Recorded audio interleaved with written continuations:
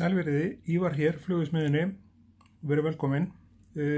Núna í þetta skiptið ætla ég að hnýta púpu sem að heitir brassi eða einhvers konar þannig orð, brassi eða hvað menn vilja nota.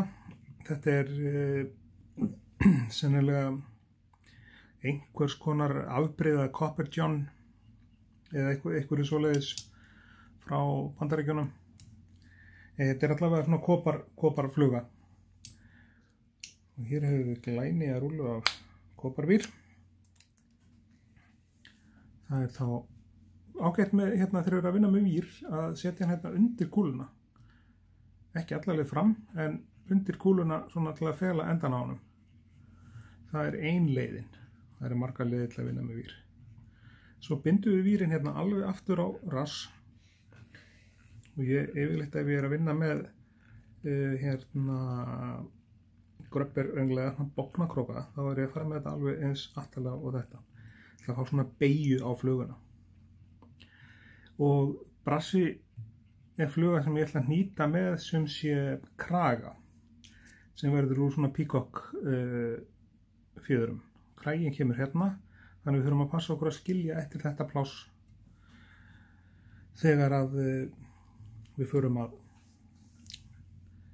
festa vírin niður sem kemur hérna fram með.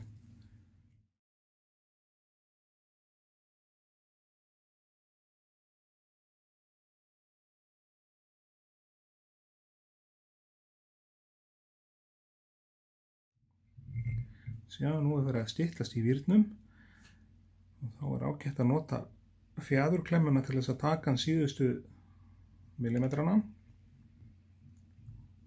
Svona.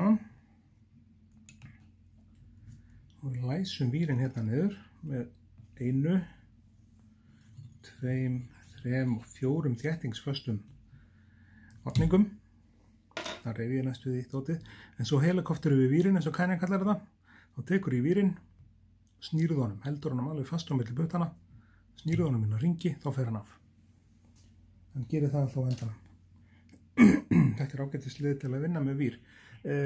Þá er næst kraginn. Þetta er einföld fluga, fljótt nýtt og alveg klárlega þess virðið að eiga, sérstaklega við erum í andstreymisveiði einhvers konar og bara vatnaveiði yfir höfuð. Þá tökum við hérna nokkra fannir af páfugli, þessi er á stutt, nokkra páfuglsfannir, jöfnum endan hérna á þessu.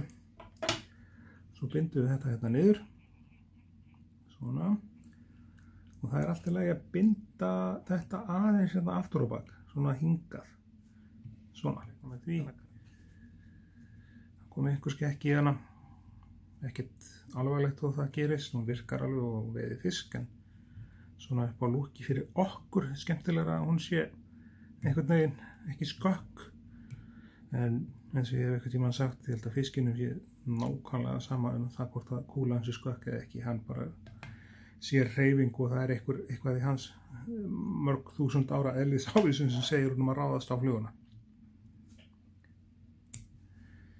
Þá er flugan bara eiginlega tilbúin. Þá er þessi fallegi kragi komin hérna á og tvinninn hjá mér er að vera búinn. Þétt og fínt kraginn ásættanlegur. Þá hendum við hausnúttækinu hérna yfir þetta. Einu sinni og tvisvar. Skellum því næst á þetta lakki.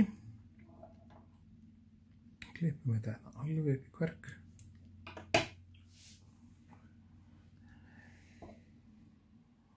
Sjá, neglum hérna á þetta smá lakki yfir hnútinn, svona. Þá er flugan tilbúin og hún lítur bara vel út. Þetta er flugan brassi.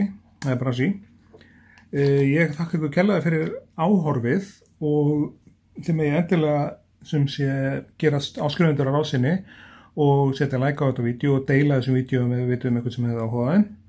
En þangað til næst, í næsta vídeo, þá bara sjáumst við hress og þið farið vel með ykkur. Takk fyrir áhorfið.